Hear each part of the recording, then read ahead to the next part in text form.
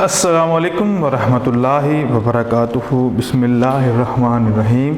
Class 3 और book है इस्लामियात किताबुल फलाह। ठीक है, ये हमारी बुक है किताबुल फलाह इस्लामियात की। इसका जो हमारा बाब है वो बाब नंबर 2, ये ईमानियात और इबादात है। ठीक है, ईमानियात और इबादात है। इसका जो टॉपिक है वो है औकाते नमाज और आदाब नमाज।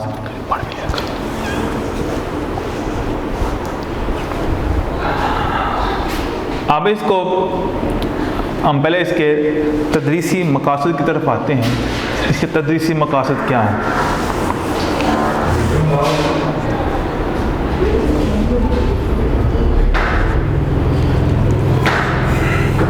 तलबा फ़र्ज़ नमाज़ों के नाम और औक़ात बता सकें, आदाब नमाज अपने अल्फाज में बता सकें। ये है इसके तदरीसी मकासद। अब हम नमाज के बारे में पढ़ते हैं। नमाज इस्लाम का दूसरा रुकन है। हर मुसलमान मर्द और औरत पर एक दिन में 5 नमाजें अदा करना फ़र्ज़ है। नमाज के लिए अरबी ज़ुबान में सलात का लफ्ज़ इस्तेमाल होता है, जिसके मानी दुआ और रहमत के हैं। इस्लाम में इससे मुराद पाक साफ़ होकर क़िबला की तरफ मुँह करके एक मखसूस तरीके के मुताबिक अल्लाह की इबादत करना है।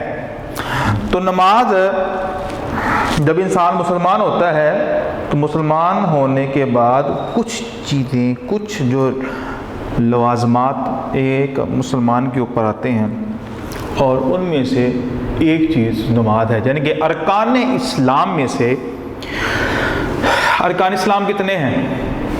अरकान इस्लाम कितने हैं? अरकान इस्लाम, ये चीज़ हर बच्चों को, बड़े को, हर उम्र के तबके के अफराद को ये चीज़ याद होनी चाहिए कि अरकान इस्लाम कितने हैं। अरकान इस्लाम 5 है। ठीक है, नंबर 1 शहादतैन, इस बात की गवाही देना कि अल्लाह के अलावा कोई इबादत के लायक नहीं और हज़रत मोहम्मद सल्लल्लाहु अलैहि वसल्लम अल्लाह के रसूल हैं। दूसरे नंबर पर जो सबसे अहम है वो है नमाज कायम करना, नमाज पढ़ना। 5 वक्त एक मुसलमान के ऊपर नमाज, दिन के अंदर नमाज पढ़ना फ़र्ज़ है। फजर है, ज़ोहर है, असर है, मगरिब, इशा है। इनके फ़राइज़ को, सुन्नतों को नहीं, फ़राइज़ को ना पढ़ने वाला गुनाहगार होता है। और फ़राइज़ का जो इहतमाम करता है तो गोया कि उसने अरकान इस्लाम में से पहला जो रुकन है उसको तस्लीम करके उस पर अमल करना भी शुरू कर दिया है। तो अब नमाज के लिए जो अरबी का लफ्ज़ इस्तेमाल होता है वो सलात के होते हैं। सलात हम कहते हैं, दुरूद सलाम भी हम कहते हैं बात का। ठीक है, सलातो वस्सलामु अलैका या रसूल अल्लाह, ये भी पढ़ा जाता है। ठीक है, तो सलात का मतलब दुआ भी होती है, रहमत भी होता है। इसके जो मानी हैं, इस्तिलाही मानी हैं।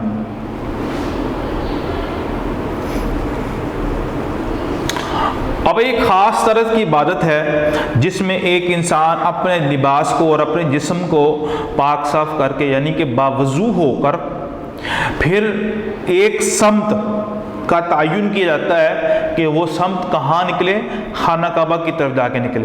फिर उसकी तरफ मुँह करके क्या पढ़ी जाती है? नमाज पढ़ी जाती है।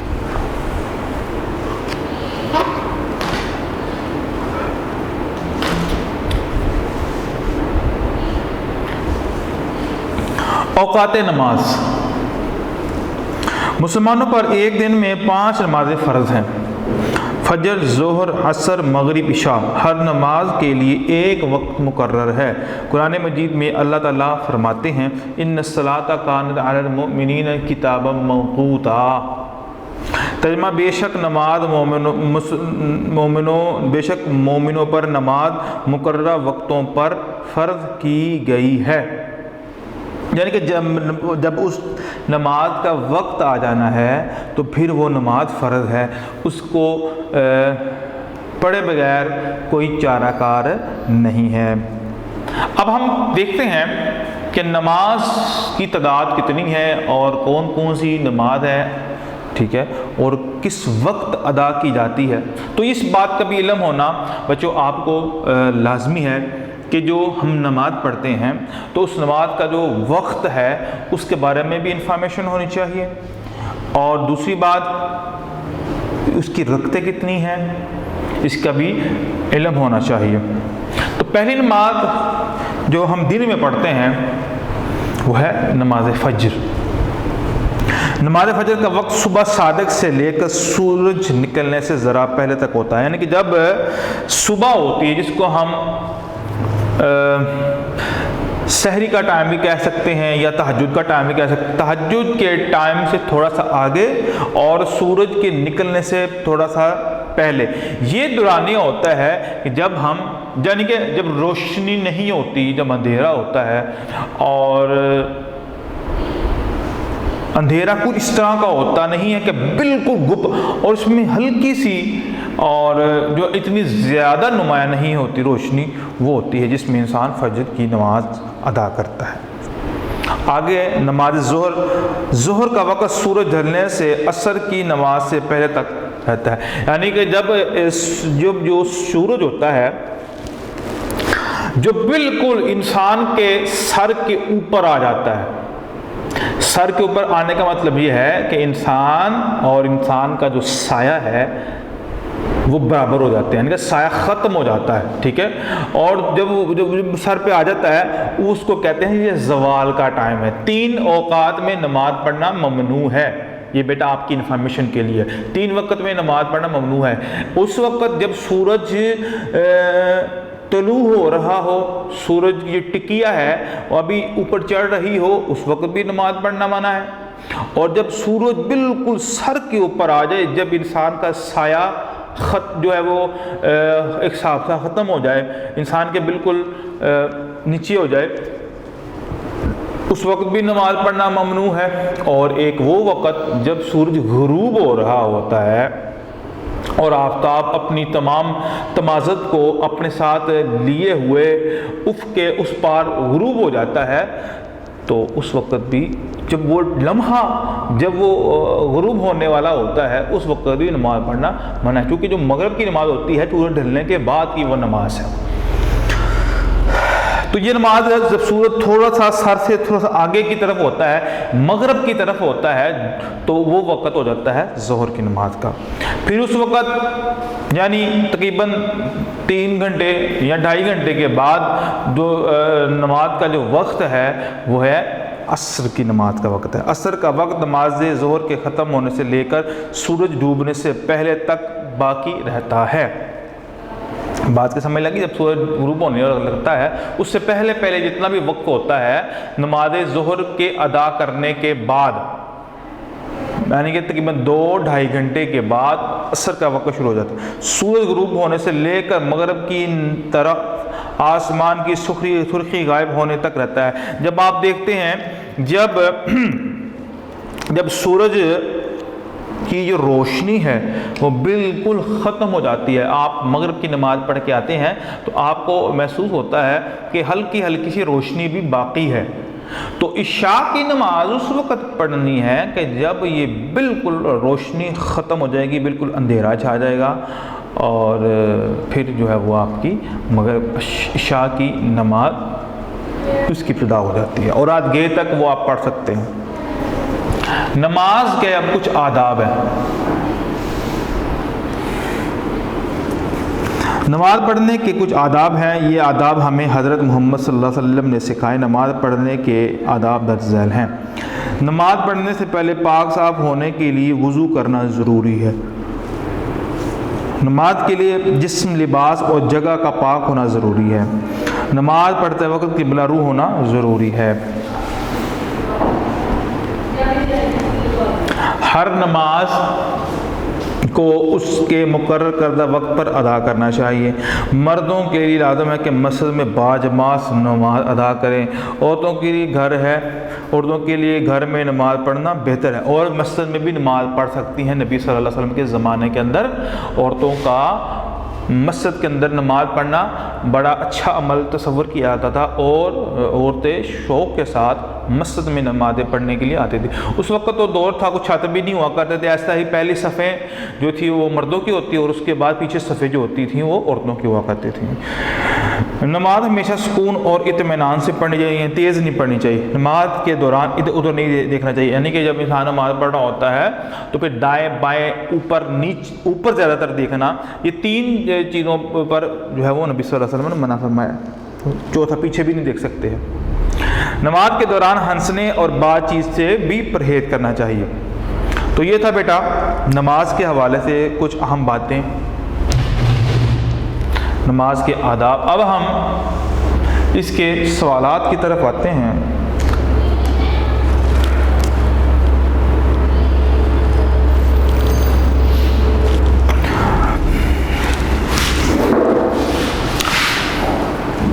मुख्तसर तरीन जवाबात लिखिए। इस्लाम के दूसरे रुकन का क्या नाम है? नमाज। और अरबी ज़बान में क्या कहते हैं इसको?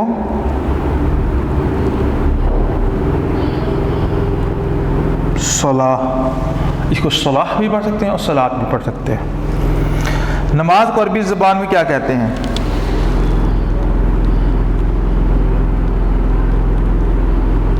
सलाह। ज़्यादा जो बेहतरीन इसकी प्रोनाउंसिएशन है वह है सलाह। ता चूँकि साकिन हो जाता है यहाँ पर। मुसलमानों पर एक दिन में कितनी नमाज़ें फ़र्ज़ हैं?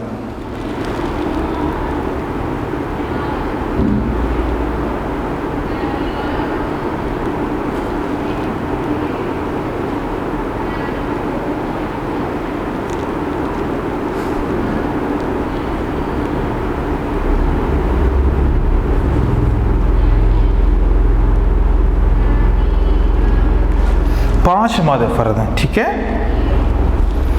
नमाज पढ़ने के आदाब हमें किसने सिखाए?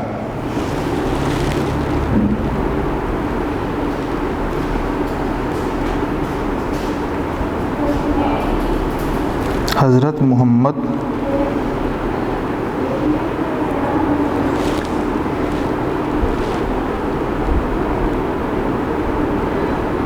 सल्लल्लाहु अलैहि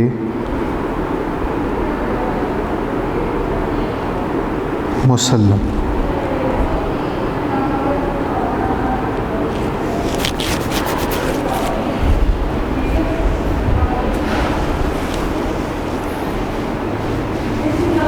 सलाह दर्ज अल्फाज के माने लिखिए। सलात सलाह का मतलब होता है दुआ और रहमत। किबला का मतलब होता है जानिब, या इसे समत भी कहते हैं।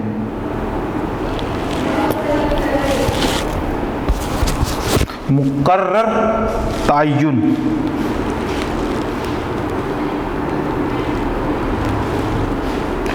या तय करना। बाजमात जमात के साथ। आगे हम तीसरे सवाल की तरफ आते हैं। दुरुस्त जवाब के गिर्द दायरा लगाकर खाली जगह पुर कीजिए। सलात के मानी डैश हैं, पुकारना, झुकना, दुआ और रहमत। ये दुआ और रहमत। नमाज से मुराद एक डैश तरीके के मुताबिक अल्लाह ताला की इबादत करना है। एक मखसूस आला आजिज़, एक मखसूस। बेशक मोमिनों पर नमाज डैश वक्तों पर फ़र्द की गई है। तमाम अच्छे मुकर्रर। मर्दों के लिए लाज़िम है कि डैश में बाजमात नमाज अदा करें। घर, मस्जिद, रिश्तेदारों, मस्जिद में नमाज अदा करें बाजमात।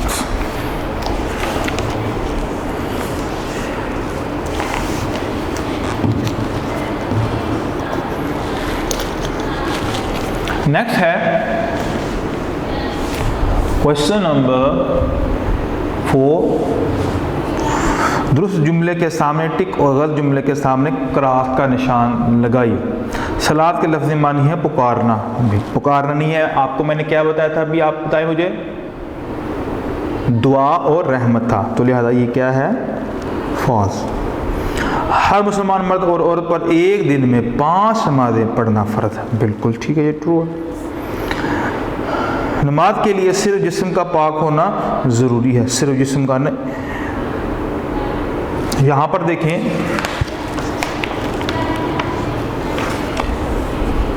सिर्फ जब हम नमाज पढ़ते हैं तो क्या नमाज पढ़ने के लिए सिर्फ जिस्म पाक होती है, या वो जगह जहाँ पर हमने नमाज पढ़नी है वो भी, हाँ वो भी, तो लिहाजा सिर्फ तो नहीं, ये भी गलत है। नमाज पढ़ते वक्त क़िबला रूह होना ज़रूरी है, बिल्कुल। नमाज हमेशा सुकून और इत्मीनान से पढ़ना चाहिए, बिल्कुल ठीक है। नेक्स्ट लाइन लगाकर हर नमाज को उसके दुरुस्त वक्त से मिलाएं। नमाज फजर का वक्त क्या है?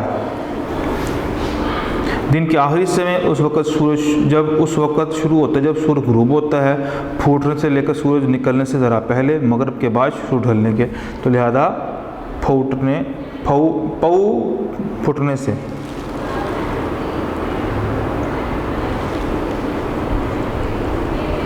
नमाज ज़ोहर का वक्त सूरज ढलने से असर की नमाज से पहले तक बाकी रहता है। नमाज असर का वक्त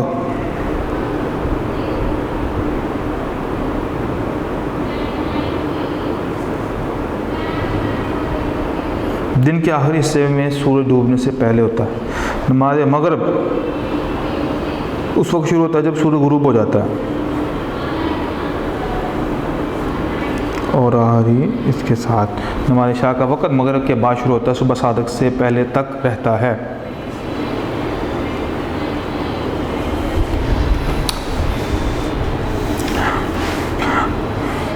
अपने उस्ताद की मदद से हर नमाज की फ़र्ज रकतों की तादाद लिखिए, ठीक है।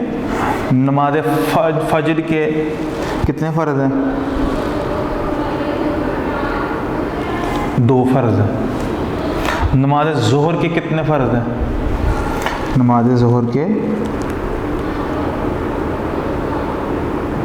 4 फ़र्ज हैं। नमाज असर के कितने फ़र्ज हैं? 4 फ़र्ज हैं। नमाज मगरिब के कितने फ़र्ज हैं?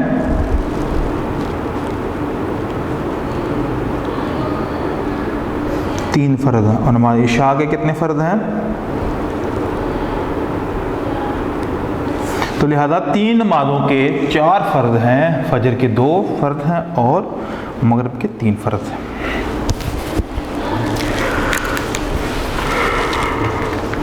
अब लॉन्ग सवाल की तरफ आते हैं।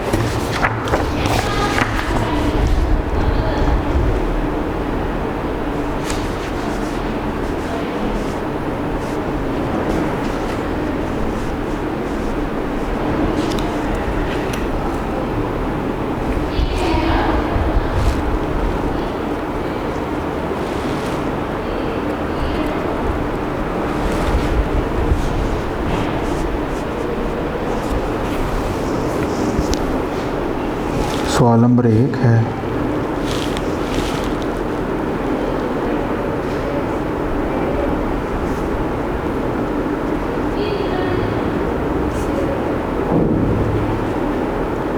नमाज से क्या मुराद है?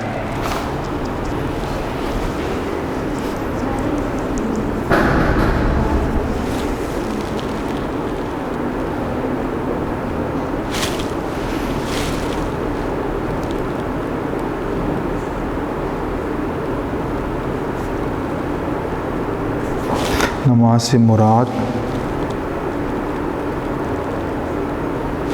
पाक, साफ होकर और किबला की तरफ मुंह करके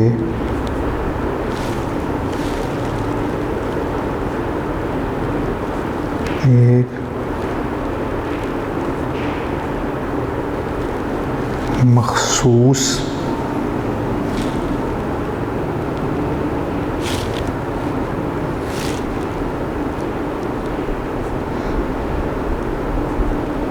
तरीका के मुताबिक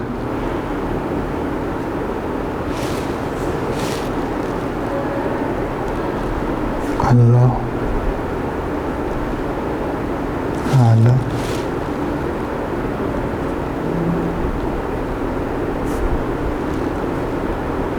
इबादत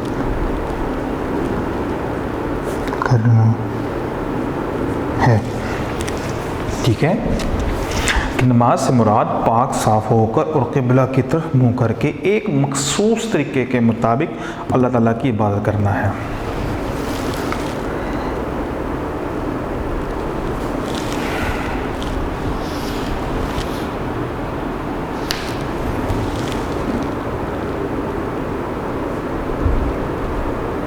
नमाज के कोई से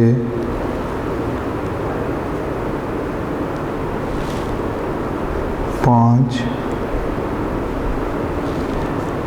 आदाब लिखिए। नंबर 1, नमाज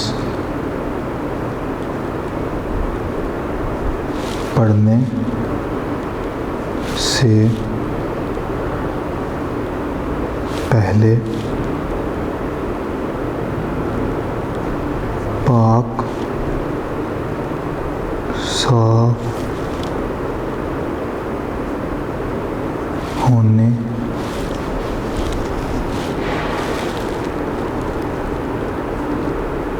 के लिए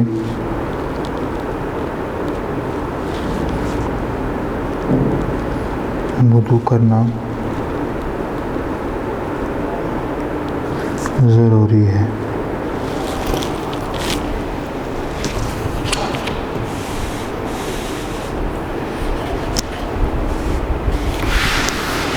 नंबर 2,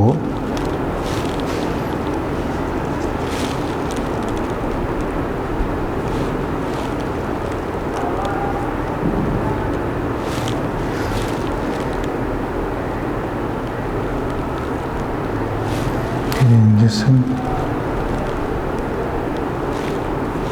लिबास और जगह पाक साफ होना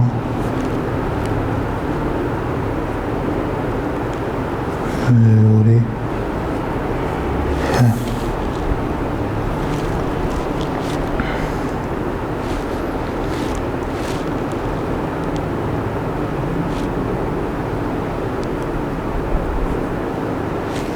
नमाज पढ़ते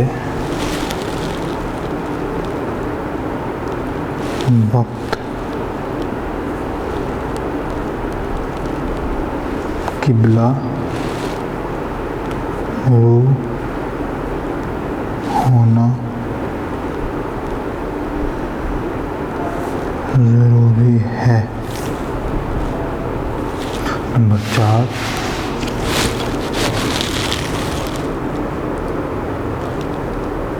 हर नमाज को उसके मुकर्रर करदा वक्त पर अदा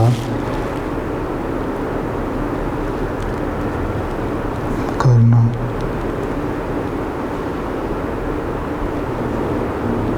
चाहिए।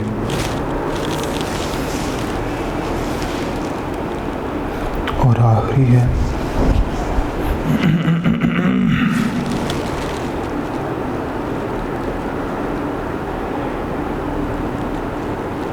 नमाज हमेशा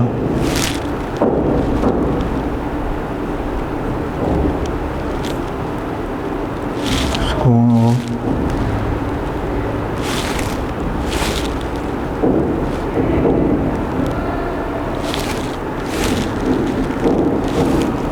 इनाम से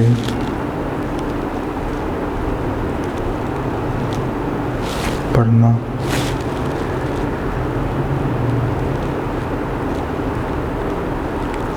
चाहिए।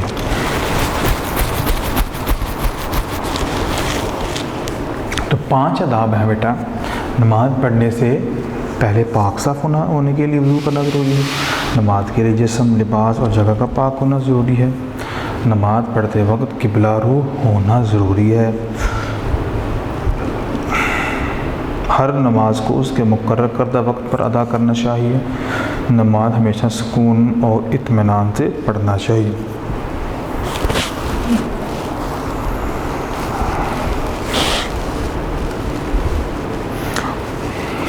तो ये बेटा हमारा ये चैप्टर है औकात नमाज वाला, ये ख़त्म होता है।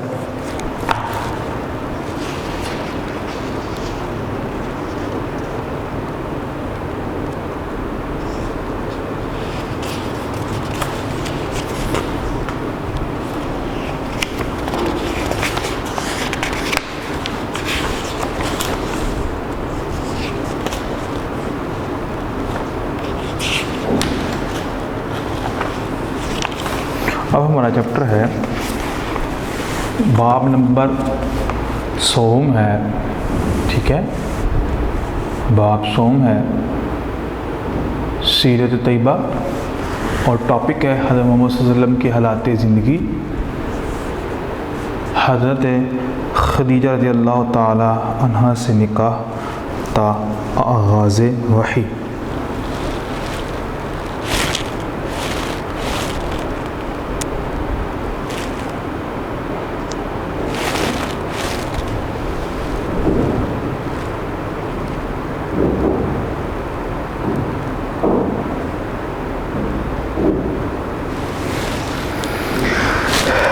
इसके तदरीसी मकासद की तरफ आते हैं। पहले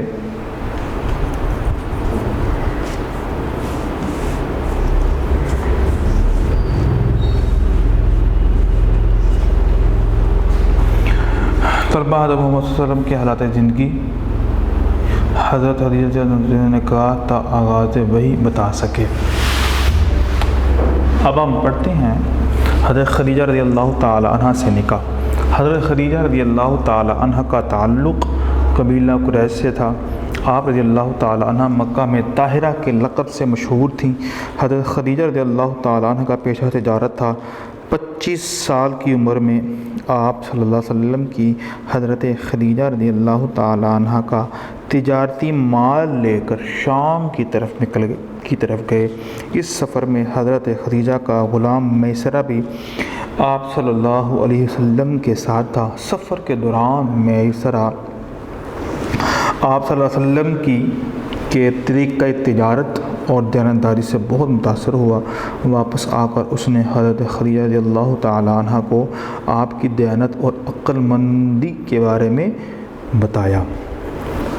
तो हज़रत खदीजा जो थी वो बड़ी ही मालदार और ताजिर ख़ातून थी, यानी कि वो तिजारत क्या करती थी, मुख्तलिफ़ लोगों को अपना माल देती और वो उनका माल जो था मुख्तलिफ़ जो है वो मुल्कों में जाकर, ख़ुसूसी शाम की तरफ जाकर वो माल जो है वो बेचा करते थे और जो प्रॉफिट जो था उसको तकसीम किया करते थे। तो लिहाजा ये बड़ा कारोबार करती थी।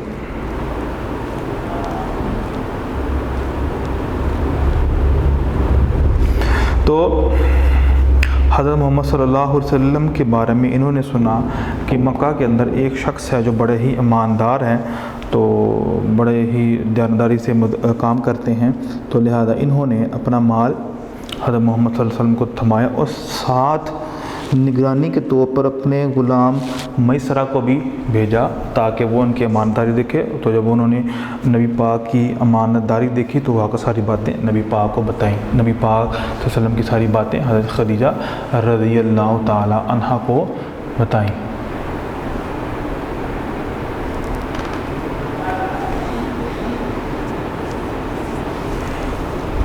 हज़रत खदीजा रज़ियल्लाहु ताला अन्हा हुज़ूर सल्लल्लाहु अलैहि वसल्लम की अमानत और दयानत और सच्चाई के हालात सुनकर बहुत मुतासर हुई। उन्होंने आप सल्लल्लाहु अलैहि वसल्लम के पास शादी का पैगाम भेजा, यानी कि मुतासर इतनी हो गई कि बल्कि हदीस में आता है कि नबी पाक सल्लल्लाहु अलैहि वसल्लम ने अपने सामान की एक एक चीज़ को, उसके अंदर अगर कोई खामी है, कोई नक्स है, कोई ऐब है, तो हर चीज़ को खोल खोल कर बयान कर दिया कि मेरी चीज़ के अंदर ये फ़लाँ नक्स है, फ़लाँ खूबी है, ताकि जो गाहक है उसको कोई नुकसान ना पहुँचे।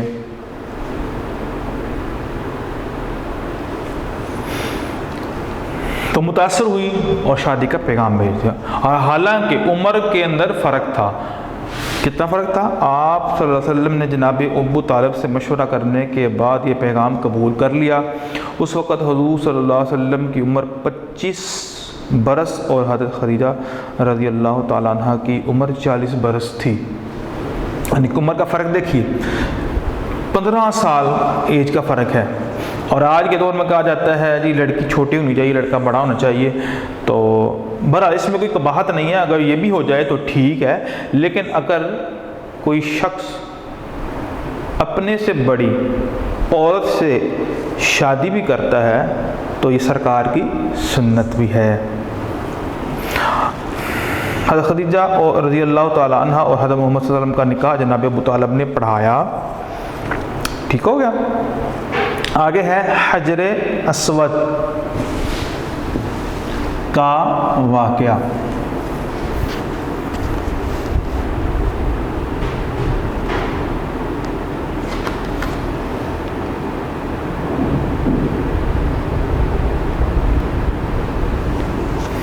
हजर का मानी मतलब है पत्थर और अस्वद का मतलब है काला, यानी काला अस्वद स्याह रंग का एक पत्थर जो खाना काबा की दीवार में नस्ब है। हज़रत मोहम्मद सल्लल्लाहु अलैहि वसल्लम की उम्र 35 साल थी जब कुरैश ने काबा की इमारत को नए सिरे से तामीर करने का इरादा किया। जब खाना काबा की दीवारें बुलंद हो गई तो हजर अस्वद लगाने का मसला खड़ा हो गया।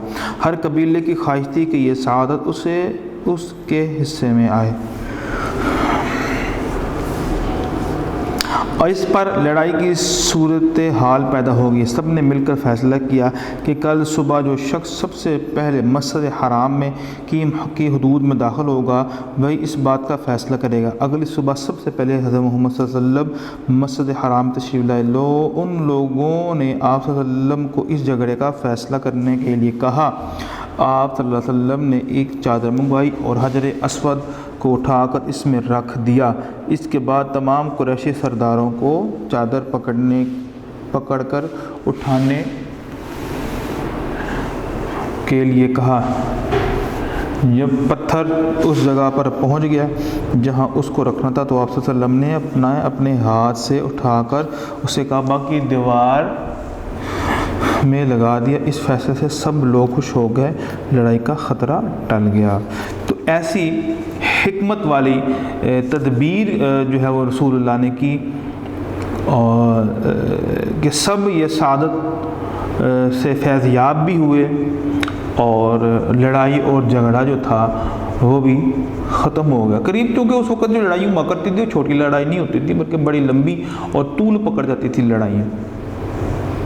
तो नबी पाक सल्लल्लाहु अलैहि वसल्लम ने इतना ज़बरदस्त और शानदार फ़ैसला किया कि लड़ाई भी नहीं हुई और काम भी हो गया और सब राज़ी भी हो गए।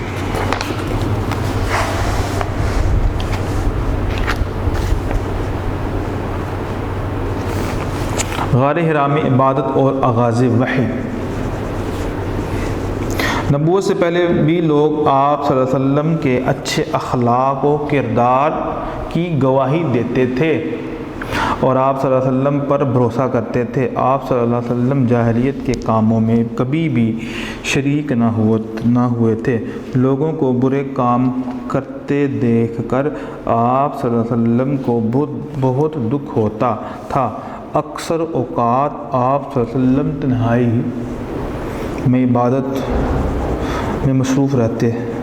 आप सल्लल्लाहु अलैहि वसल्लम खाने पीने का सामान लेकर गारे हिरा में तशरीफ़ ले जाते और वहाँ अल्लाह की इबादत करते थे। जब आप सल्लल्लाहु अलैहि वसल्लम की उम्र 40 साल हुई तो गारे हिरा ही में अल्लाह ताला ने अपने फ़रिश्ते हज़रत जिब्राईल अलैहिस्सलाम के ज़रिए आप सल्लल्लाहु अलैहि वसल्लम पर पहली वही नाज़िल फरमाई।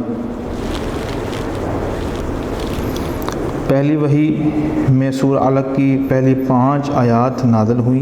वही के नज़ूल के बाद आप सल्लल्लाहु अलैहि वसल्लम घर वापस तशरीफ़ लाए और हज़रत खदीजा को सारा माजरा सुनाया। हज़रत खदीजा रज़ियल्लाहु तआला अन्हा ने आप सल्लल्लाहु अलैहि वसल्लम की नबूवत की शहादत दी और आप सल्लल्लाहु अलैहि वसल्लम को तसल्ली दी।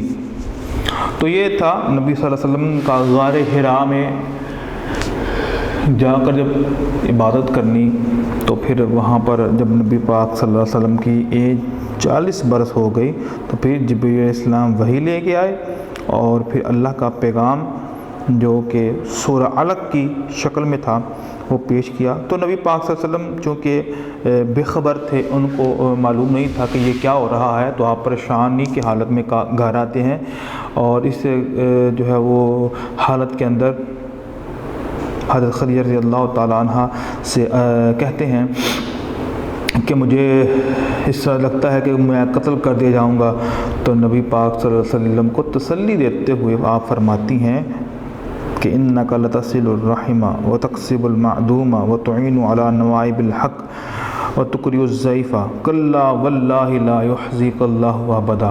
ये एक उन्होंने अरबी इबारत है। उन्होंने आप फरमाया कि आप तो बड़े मेहमान नवाज हैं, आप लोगों की बड़ी कदर करते हैं, जिनका कोई नहीं है आप उनका हो जाते हैं, आप गरीबों की मदद करने वाले हैं, दुखियों के दुख पर फाय रखने वाले हैं। अल्लाह की कसम उठा के कहती हूँ, अल्लाह आप जैसे लोगों को ज़ाया नहीं करते हैं। तो ये तसल्ली दी और ये वर्का बिन नौफल के पास गए। उन्होंने कहा हादन नामूस अल्लज़ी उन्ज़िला अला मूसा, ये वही है नामूस और ये वही फ़रिश्ता है जो हज़रत मूसा अलैहिस्सलाम पर आया करता था। तो ये एक बहुत बड़ी बशारत थी नबी पाक सल्लल्लाहु अलैहि वसल्लम के नबी होने की।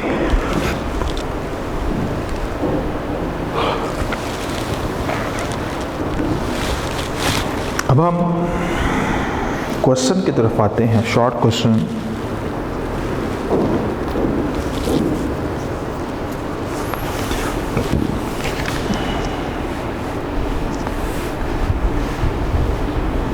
पहला सवाल है, हज़रत खदीजा रज़ियल्लाहु तआला अन्हा का पेशा क्या था? तिजारत।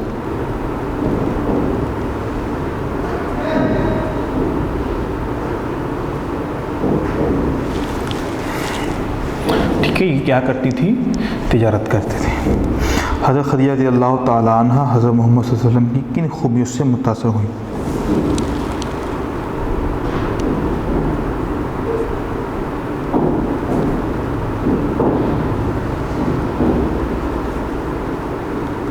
और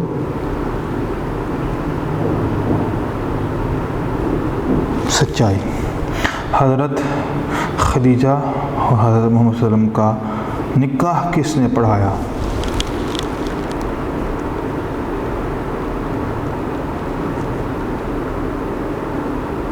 अबू तालिब ने।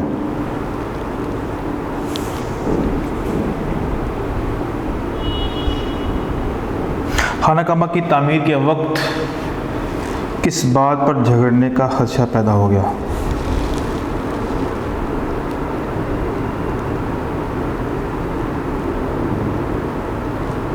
हजर अस्वद के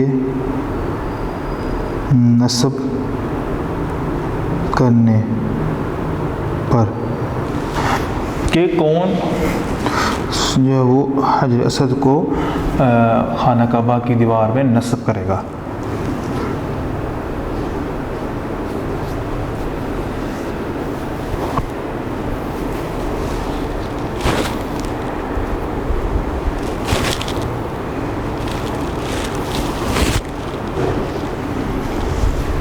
आगे है अल्फाज मानी हैं। दर्ज अल्फाज के मालिक हैं। लक़ब,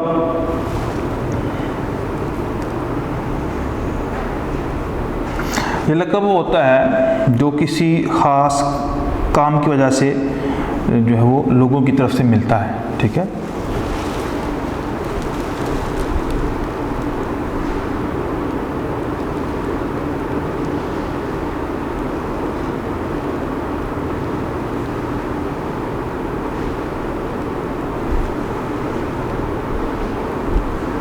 मिलने वाला निशान या अलामत।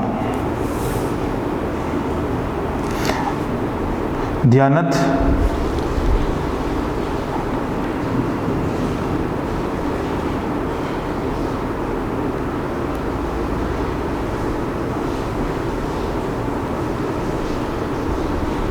दयानतदारी। ठीक है। सच्चा भी कह सकते हैं, सच्चा। ठीक है। हजर कहते हैं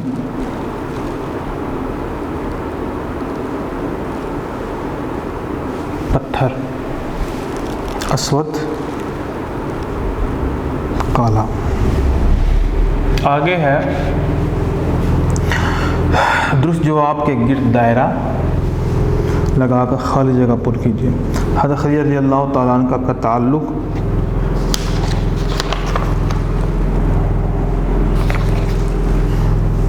दैश कबीले से था। कुरैश बनु हाशिम मशहूर कुरैश कबीले से था। ठीक है। ये कुरैशी थे। 25 साल की उम्र में आप सल्लल्लाहु अलैहि वसल्लम का डैश का तजारती माल लेकर शाम की तरफ के कुरैश जनाब अबू तालिब और हज़रत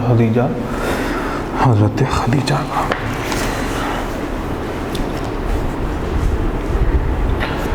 सफ़र शाम में हज़रत खदीजा की तरफ से उनका डैश आप सल्लल्लाहु अलैहि वसल्लम के साथ था। भाई गुलाम, चचा गुलाम मैसरा। हजर अस्वद लगाते वक्त हुज़ूर सल्लल्लाहु अलैहि वसल्लम की उम्र डैश थी 25 साल, 30 साल, 35 बरस थी। पहली वही डैश की पहली 5 आयात नाज़िल हुई थी। सूरह अलक़, सूरह फातिहा, सूरतुल कौसर, सूरतुल अलक़। इक़रा बिस्मि रब्बिकल्लज़ी खलक़, खलक़ल इंसान मिन अलक़, ये वो सूरह है।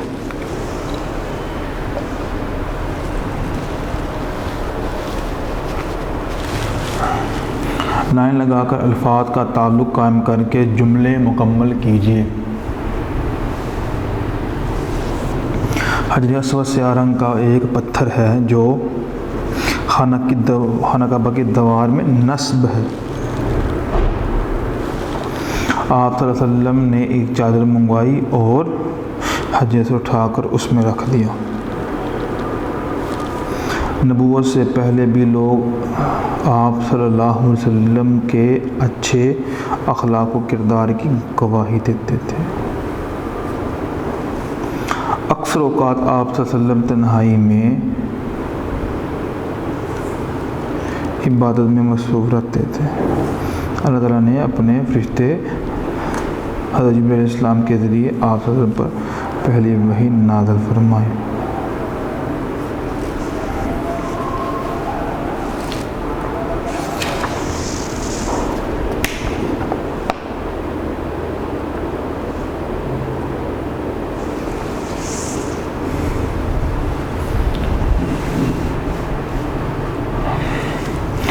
आगे है क्वेश्चन नंबर 5। सब पढ़ी और लिखी। हज़रत रज़ियल्लाहु अन्हु का लक़ब क्या था, इन्हें क्या कहते थे?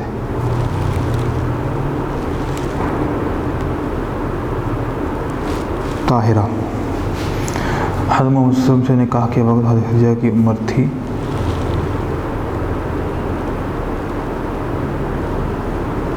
40 बरस।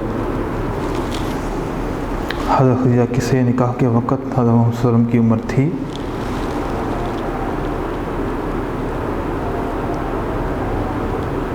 25 बरस। पहली वही के नुज़ूल के वक्त उम्र मुबारक 40 बरस। पहली वही का वाक़या सबसे पहले बताया।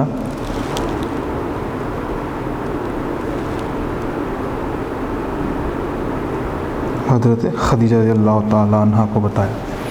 अब हम लॉन्ग क्वेश्चन की तरफ आते हैं।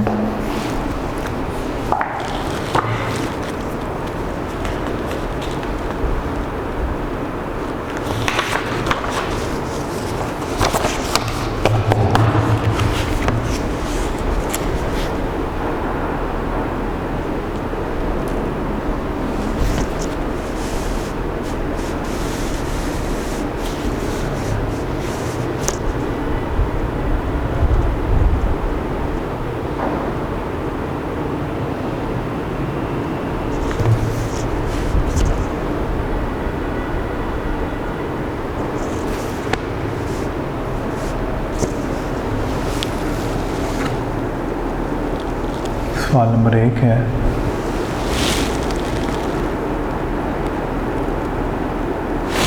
हज़रत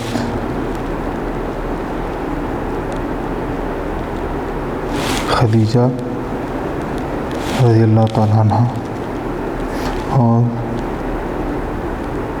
हज़रत मोहम्मद सल्लल्लाहु अलैहि वसल्लम का निकाह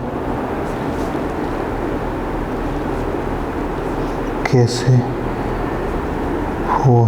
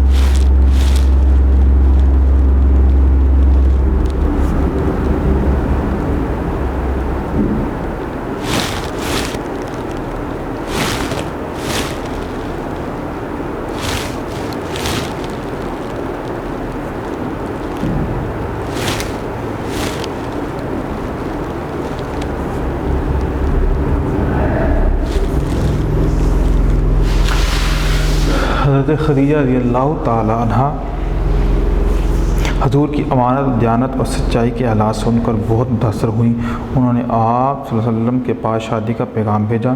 आपने जनाब अबू तालिब से मशवरा करने के बाद ये पैगाम कबूल कर लिया। उस वक़्त हजूर सल्लल्लाहु अलैहि वसल्लम की उम्र 25 बरस और हज़रत खदीजा रज़ियल्लाहु ताला अन्हा की उम्र 40 बरस थी।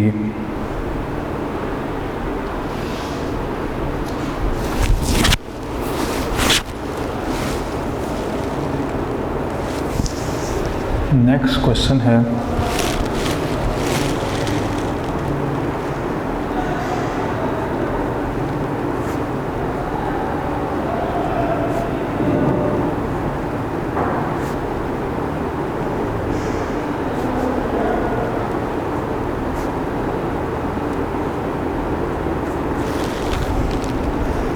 हजर अस्वद का वाक़या अपने अल्फाज में लिखें।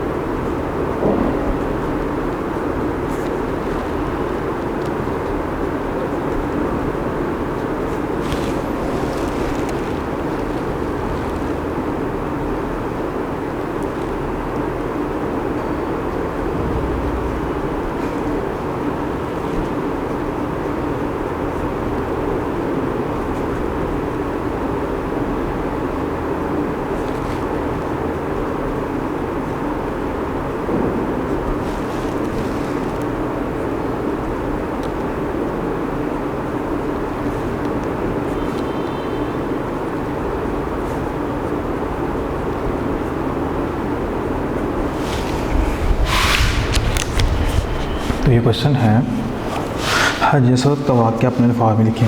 जब कुरैश ने काबा की इमारत को नए सिरे से तामीर करने का इरादा किया, जब खाना काबा की दीवारें बुलंद होगी तो हज असवद लगाने का मसला खड़ा हो गया। हर कबीले की ख्वाहिश थी कि यह सआदत उसके हिस्से में आए। सब ने मिलकर फ़ैसला किया कि जो सबसे पहले सुबह मस्जिद हराम में आएगा वही फ़ैसला करेगा। अगली सुबह आप सल्लल्लाहु अलैहि वसल्लम तशरीफ़ लाए और आपने फ़ैसला किया कि चादर मंगवाई जाए। फिर चादर के किनारों को हर कबीले के सरदार को पकड़ा कर हजर अस्वद उस पर रखा। तो जब वो दीवार के पास आ गया तो आप सल्लल्लाहु अलैहि वसल्लम ने अपने हाथों से उसको नस्ब किया। तो ये जब फैसला हुआ तो सारे जो है वो राज़ी भी हो गए और खुश भी हो गए।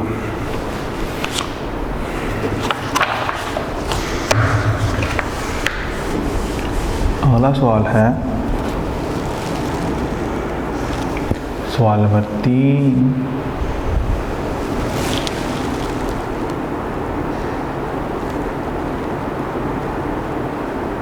गारे हिरा में खलवत नशीनी का वाक़या बयान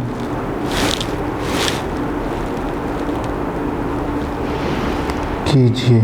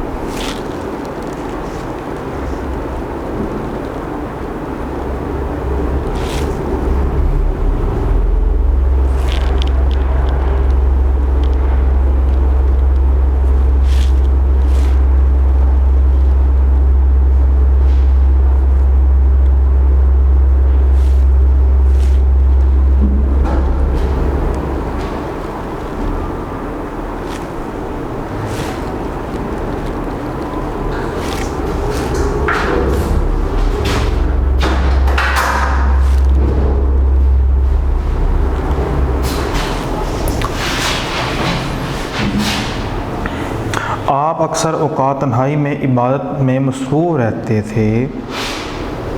आप खाने पीने का सामान लेकर गार हिरा ही में तशरीफ़ ले जाते और वहाँ अल्लाह की इबादत करते थे। जब आपकी उम्र 40 साल हुई तो पहली वही गार हिरा में हज़रत जिब्रील अलैहिस्सलाम के ज़रिए नाज़िल हुई। पहली वही में सूरह अलग की 5 आयात नाज़िल हुई थी। तो ये बेटा हमारे 3 क्वेश्चन लॉन्ग कंप्लीट हुए। तो थर्ड टर्म का हमारा जो आखिरी चैप्टर है वो है गुफ्तगू के आदाब।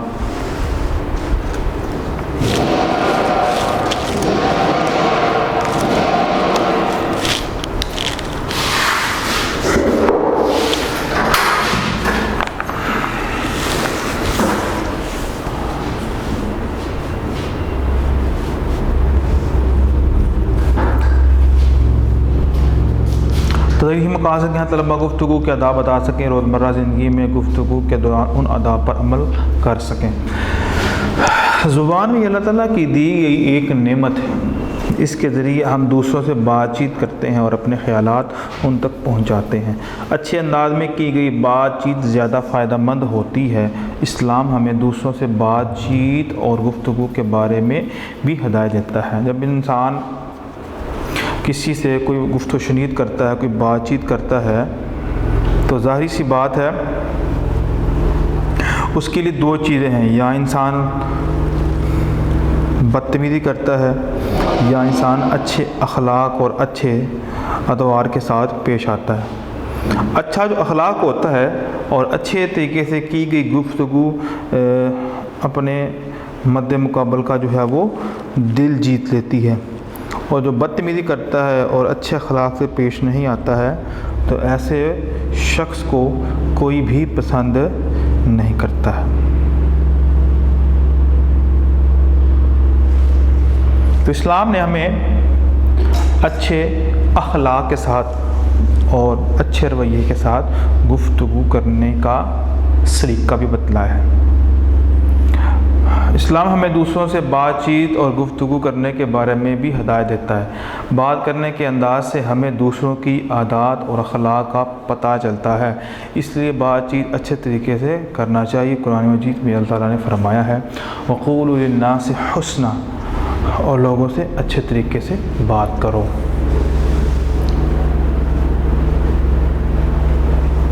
गुफ्तगू करते वक्त इस बात का ख्याल रखना चाहिए कि ठीक और सही बात की जाए और गलत बयानी से काम ना लिया जाए।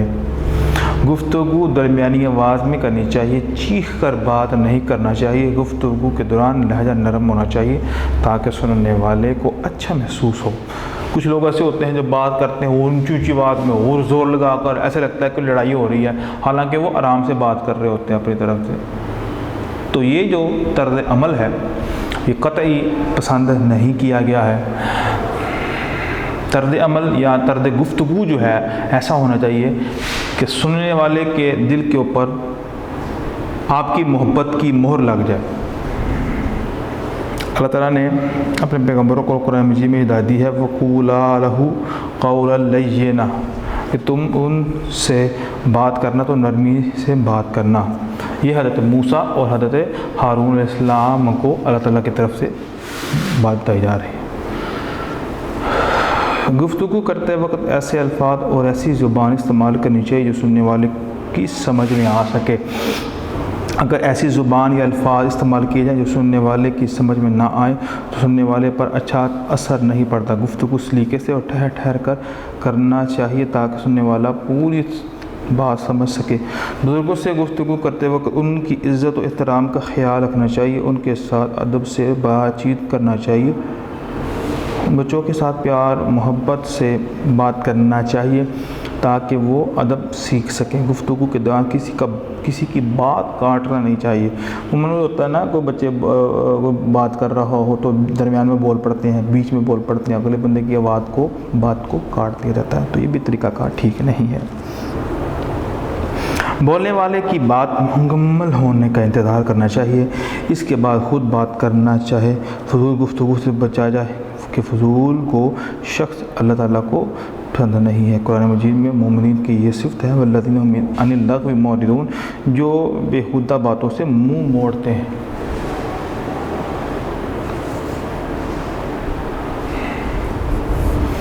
ठीक है, वल्लज़ीना हुम अनिल लग़्वी मुअरिदून, वो जो बेहुदा बातों से मुँह मोड़े रहते हैं। गुफ्तगू करते वक्त बात ज़्यादा लंबी ना की जाए, उससे सुनने वाले उकता जाते हैं। गुफ्तगू सिर्फ ज़रूरत के वक्त की जाए, क्योंकि बहुत ज़्यादा बोलने वाले अफराद को लोग पसंद नहीं करते। किसी मजलिस में गुफ्तगू हो रही हो तो हर शख्स की बात को गौर से सुनना चाहिए। बोलने के लिए अपने बारी का इंतज़ार करना चाहिए। तो ये थे कुछ आदाब इस चीज़ के गुफ्तगू करने के, बात करने के। आपके गुफ्तगू का जो सलीका है किस कदर अच्छा होना चाहिए।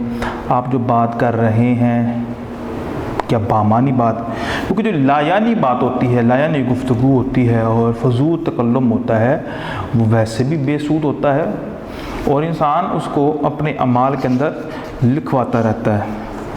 तो इंसान को चाहिए गुफ्तगू में निखार लाए, गुफ्तगू खूबसूरत और खूबसूरत भी होनी चाहिए, ताकि जो सुनने वाला है वो आपकी गुफ्तगू पर गुफ्तगू सुनकर मुतासर भी हो और उसको अच्छा भी लगे और नेक्स्ट टाइम वो आपसे बात करना चाहे। ये ना हो कि आपकी गुफ्तगू इस कदर सख्त हो, आपका लहजा इस कदर करख्त हो कि अगला बंदा कहे भाई इसके बाद मैंने इससे बात नहीं करनी है, तो बात नहीं सुनता है।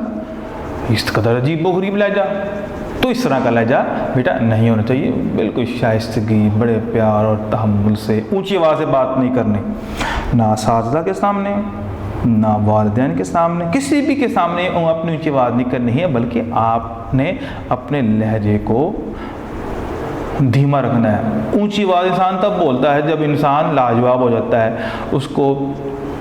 उसके पास बात ख़त्म हो जाती है। अपने आप को सच्चा साबित करने के लिए अगले की आवाज़ को दबाने की कोशिश की जाती है, तब इंसान क्या करता है, ऊंचा बोलता है। तो जब इंसान थोड़ा सा तहम्मुल मिजाज होता है और धीमे लहजे में बात करता है, तो उसकी बात को, उसकी गुफ्तगू को पसंद भी किया जाता है, अप्रिशिएट भी किया जाता है कि इसको बात करने का सलीका है।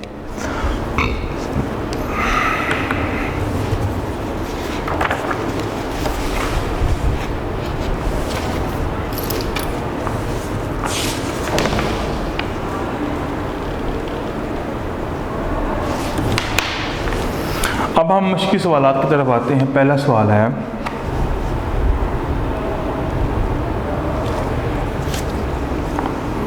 ज़ुबान से हम क्या करते हैं?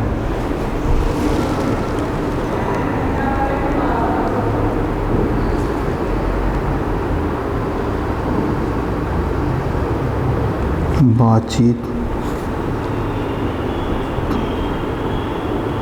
करते हैं।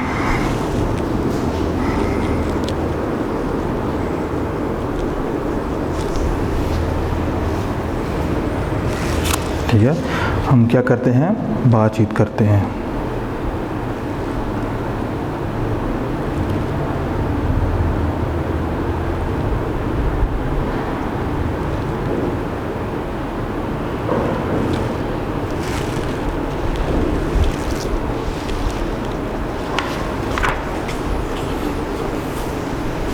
नेक्स्ट क्वेश्चन है, गुफ्तगू करते वक्त किस बात का ख्याल रखना चाहिए?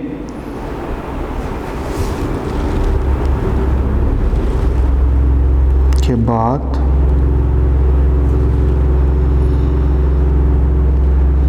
ठीक और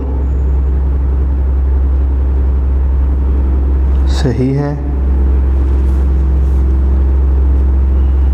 गलत बात तो नहीं है। इस बात का हमें ख्याल चाहिए। अब है दर्ज झैल अल्फाज के माने लिखें। गुफ्तगू, बातचीत, नेमत, इनाम, ठीक है, या एहसान। लहजा, अंदाज, मजलिस, बैठक।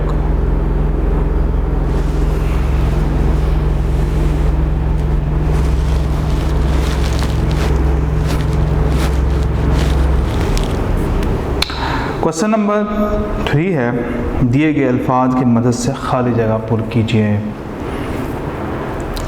ज़ुबान भी अल्लाह ताला की दी गई क्या है, डैश है। अच्छे तरीके, इज़्ज़त तो एहतराम, नेमत, नरम, फ़ायदेमंद, तो ये क्या है, अल्लाह ताला की एक बहुत बड़ी नेमत है।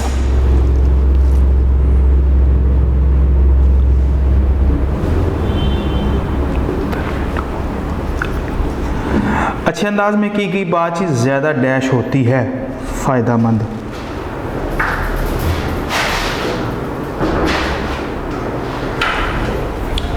नंबर 3, बातचीत डैश से करना चाहिए।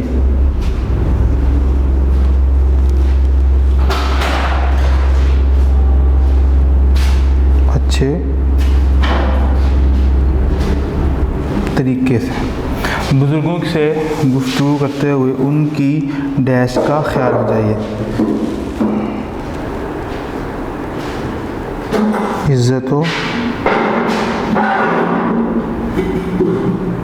एहतराम का ख्याल रखना चाहिए। गुफ्तगू के दौरान लहजा डैश होना चाहिए, नरम।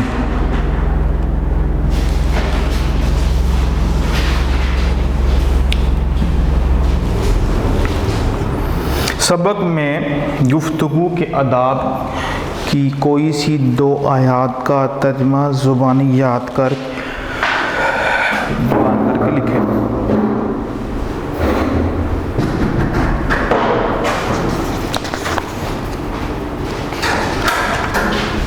नंबर 1,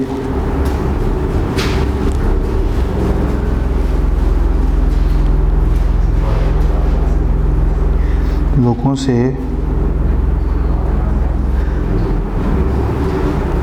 अच्छे अंदाज में बात करो। नंबर 2,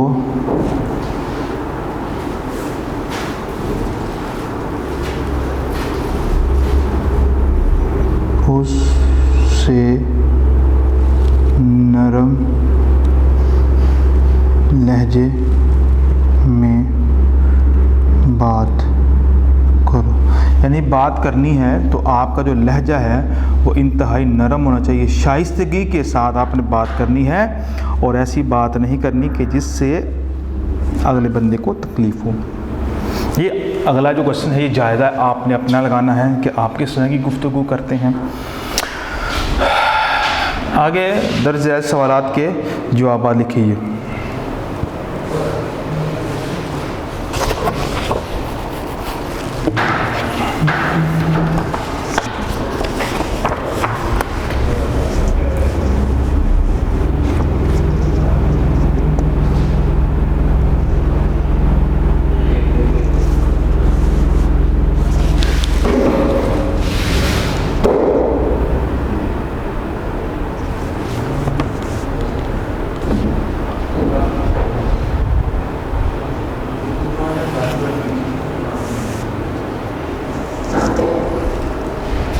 सवाल नंबर 1 है,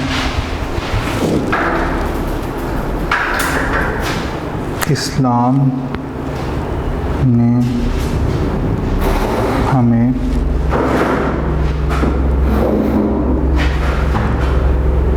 गुफ्तगू करने के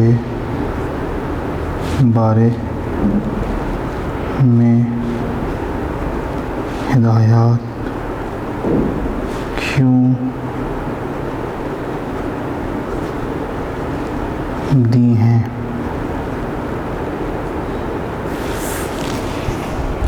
कि हमने दूसरों से जो बात करनी है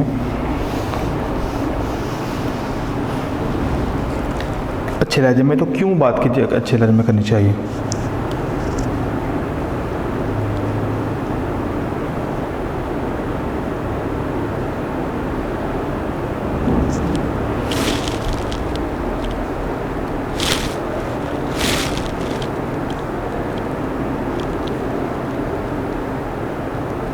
इस्लाम हमें दूसरों से बातचीत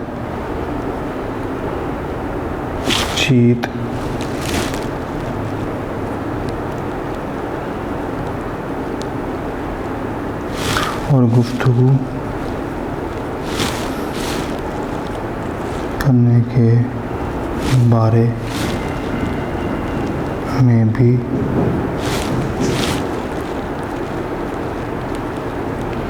हदायत देता है। बात करने के अंदाज से हमें दूसरों की आदतों, अखलाक का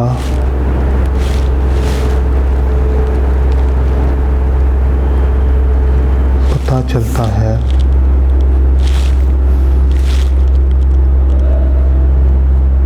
इसलिए बातचीत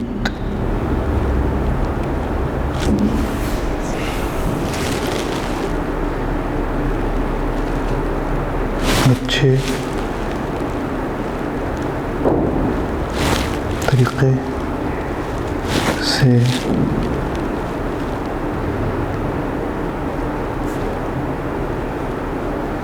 करना चाहिए।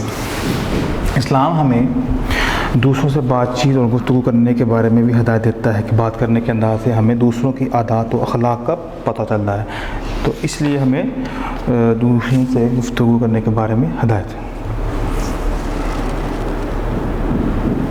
सवाल नंबर 2 है,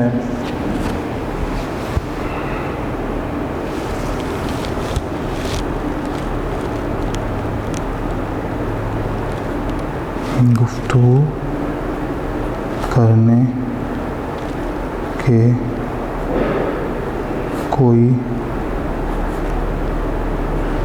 से 5 आदाब लिखिए।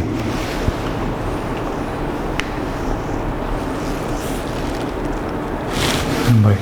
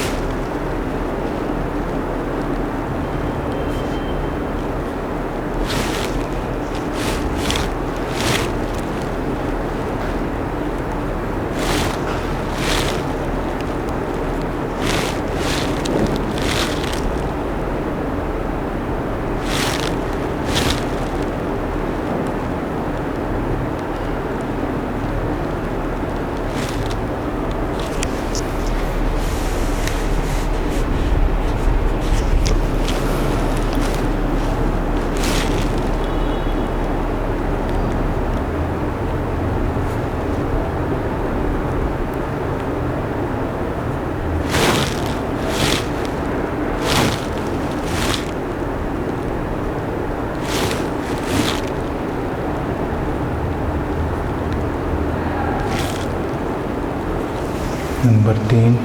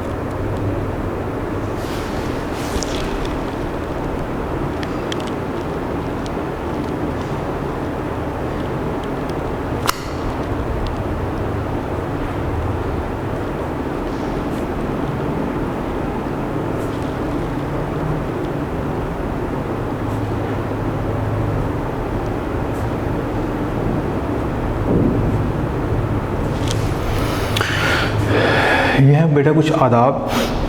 गुफ्तगू करते वक्त अब ऐसे अल्फाज और ऐसी ज़ुबान इस्तेमाल करना चाहिए जो सुनने वाले की समझ में आ सके। नंबर 2, गुफ्तगू ठहर कर करना चाहिए। नंबर 3, बच्चों से प्यार और मोहब्बत से बात करना चाहिए। आगे नंबर 4, गुफ्तगू ज़्यादा लंबी नहीं करना चाहिए ताकि सुनने वाला उकता ना जाए। दौरान गुफ्तगू किसी की बात को काटना नहीं चाहिए। यानी कि होता है ना बात का, जब इंसान कोई बात करता है तो अगले बंदे की बात को काट कर अपनी बात को कंटिन्यू कर देता है, तो इससे इस्लाम ने मना फरमाया है कि जब बात करनी है तो अगला बंदा बात कंप्लीट कर ले तो फिर इसके बाद आप अपनी बात को मुकम्मल करें, ताकि उसकी बात की आपको समझ लग जाए और आपकी बात कि उसको समझ लग जाए, और दोनों को एक दूसरे की बात जब समझ लग जाएगी तो बात का कोई फ़ायदा होगा। और बात अधूरी भी जो है वो नहीं करनी चाहिए। जब बात इनकम्प्लीट होती है, बात शुरू कहाँ से की और कहाँ जाकर ख़त्म की। कुछ लोगों का इस तरह का मिजाज भी होता है, बात कहाँ से शुरू की और कहाँ पर ख़त्म की, तो कुछ चीज़ें इंसान अपने से भी ऐड कर देता है। ये तो मैंने लिखा है। अगर आप बेटा अगर आप समझते हो भाई ये भी आदाब हैं, इनको भी लिखना चाहिए, तो लिहाजा आप बेटा आप उस चीज़ को भी ऐड कर सकते हो कि गुफ्तगू जो है किस तरह की होनी चाहिए, उसमें ये जो बातें इंसानों को ख्याल रखना चाहिए। तो ये बेटा हमारे जो 3rd टर्म है वो कंप्लीट हुआ है। अस्सलाम वालेकुम रहमतुल्लाहि व बरकातुहू। वीडियो पसंद आई तो लाइक करें, अपनी राय कमेंट करें। ऐसे ही मजीद वीडियोस के लिए हमारा चैनल सब्सक्राइब करें और बेल का आइकन दबाएं ताकि आपको हर वीडियो का नोटिफिकेशन मिलता रहे।